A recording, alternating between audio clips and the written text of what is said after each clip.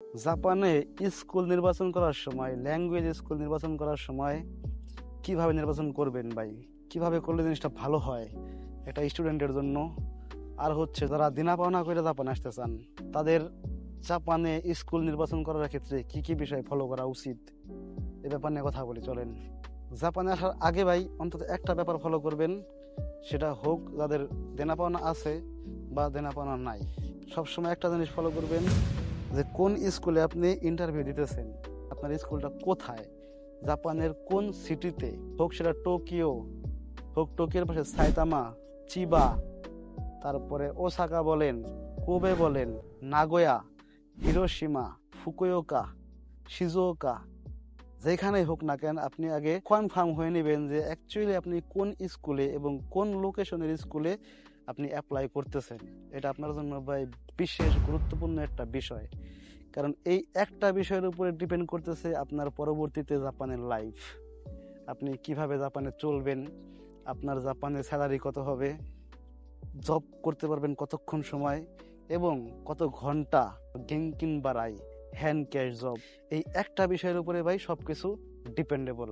School select করার সময় ভাই অবশ্যই অবশ্যই স্টুডেন্ট অবস্থায়, অন্তত ছাত্র অবস্থায় জাপানের শহরগুলোতে আপনি থাকার চেষ্টা করবেন, এবং শহরের প্রাণ কেন্দ্র যেখানে আছে সেখানে, বা এক্সপিরিয়েন্স থেকে বলতেছি, অবশ্যই অবশ্যই শহরের প্রাণ কেন্দ্রে, যতগুলো প্রাণ কেন্দ্র আছে, যদি আপনি ওসাকাতে থাকেন তাহলে ওসাকার একদম মেন জায়গা, যেমন উমেদা বলেন, নানবা বলেন, থাইশো, বেনতেনচো, আমাগাসাকি, মানে এই জায়গাগুলোতে, শিনসাইবাসী বলেন, সব আছে ভাই। মানে এরকম জায়গাগুলোতে আপনি স্কুল সিলেক্ট করার চেষ্টা সব থেকে আগে করবেন, মানে চেষ্টা করবেন যে যেন আমি এমন জায়গাতে সব থেকে আগে মানে পাই আর কি স্কুলটা, বা আমি ইন্টারভিউ দেই, বা স্কাইপ ইন্টারভিউ বা যেখানে ইন্টারভিউ দেন, দিলেন, টিকলেন বা না টিকলেন সেটা পরে সাবজেক্ট, কিন্তু দিবেন আগে এসব জায়গাতে।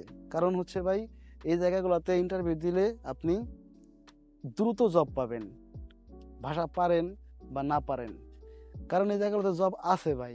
একদম শহর, একদমই শহরের মিডল পয়েন্টে, মেন পয়েন্টে আপনার ওইখানে জব অ্যাভেলেবেল থাকে। ধরেন যে আপনি বাংলাদেশের বান্দরবান আর ঢাকা চিন্তা করেন, তো বান্দরবানে যায় আপনি যেমন জব করতে পারবেন, ঢাকায় তার থেকে বেশি করতে পারবেন। ঠিক সেম জিনিসটাও এখানেই ভাই। আপনি যত শহরের মধ্যে আসবেন তত আপনি ভাষা পারেন বা না পারেন, একটু চেষ্টা করলে দেখবেন যে পারবেন। তো সেই ক্ষেত্রে আপনার পিছনে যদি দিনাপানো থাকে আপনি শোধ করতে পারবেন। আর যদি ভাই আপনি গ্রামের মধ্যে চলে আসেন, ধরেন ওসাকাতে আছে, যেমন সাকাইশি বলেন, আমি কিন্তু সাকাইশিতে ছিলাম। সাকাইশি যদি ওই গ্রাম না, ওই জায়গাটা অনেক ভালো, কিন্তু মানে উদাহরণ দিলাম আর কি। তারপরে আপনার এইদিকে আছে হচ্ছে নাগানো, গিফু, এই জায়গাগুলো কিন্তু ভাই খুব একটা আহামরি মানে উন্নত, জাপানের সব জায়গায় উন্নত, কিন্তু পার্ট টাইম জবের ক্ষেত্রে স্টুডেন্টদের জন্য কিন্তু একটু ঝামেলা হয়ে যায়। খেয়েতেও কিন্তু এর মধ্যে পড়ে ভাই। আপনারা যারা খেয়েতে আসতে চাইতেছেন, খারাপ না, আমি খারাপ বলবো না, কিন্তু প্রথম প্রথম অবস্থাতে, যেহেতু প্রথম প্রথম অবস্থাতে একটা স্টুডেন্টের ভাষা নেয়া, ভাষাগত দিক, তারপরে ভুল বোঝাবুঝি বা বুঝতে পারে না জাপানে কি করবে না করবে, কিভাবে খুঁজতে হবে বা কিভাবে স্টে করতে হবে, এই জিনিসগুলো নিয়ে একটু ঝামেলা হয়।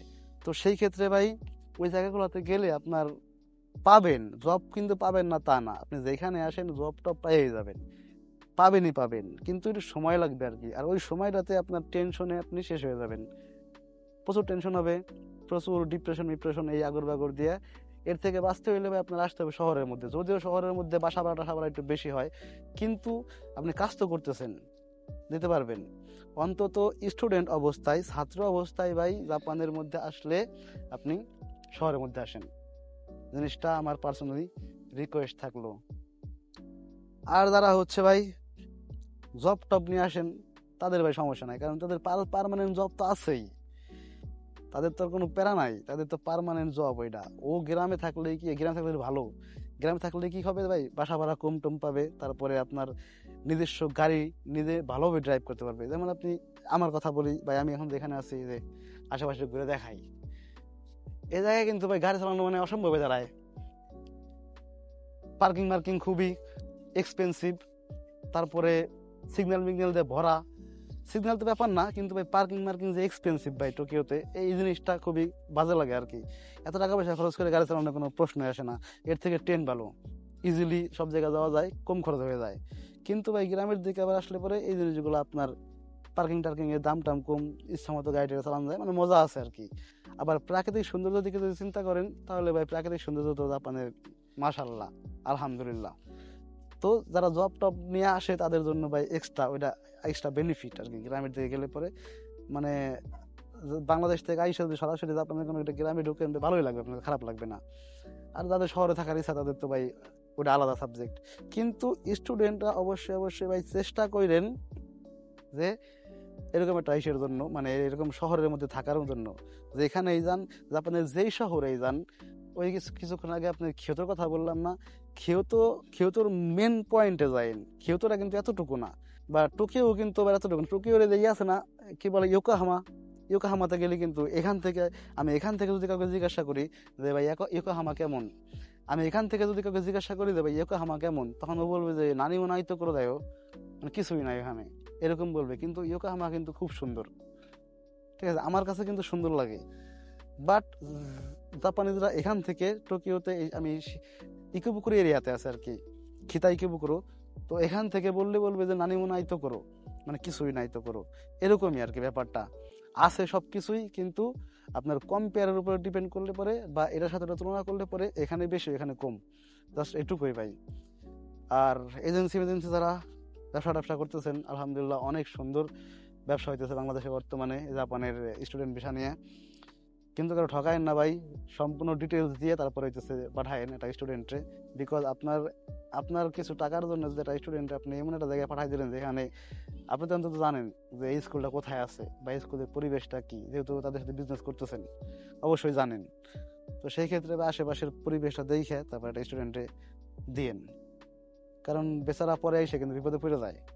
পরে এরে ওরে ফোন দিতে হয় যে ভাই আমি এতদিন যাবত আসছি, এই কাহিনী, আমি জব পাইতেছি না। এই জিনিসগুলো শুনলে কিন্তু খারাপ লাগে। কিন্তু বাঙালি তো আমরা, বাঙালিদের সাথে যেন এরকম না হয়, না হইলেই ভালো। সবাই যদি ধরেন আইসা করতে পারে, ভালোভাবে প্রথমে জব টব পাই যেতে পারে, তাহলে আলহামদুলিল্লাহ।